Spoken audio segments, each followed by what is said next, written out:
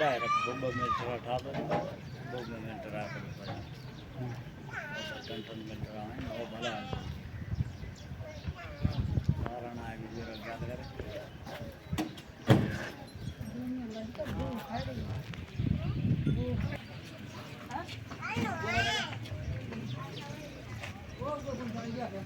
ये बस अच्छा देखने में रोशनी है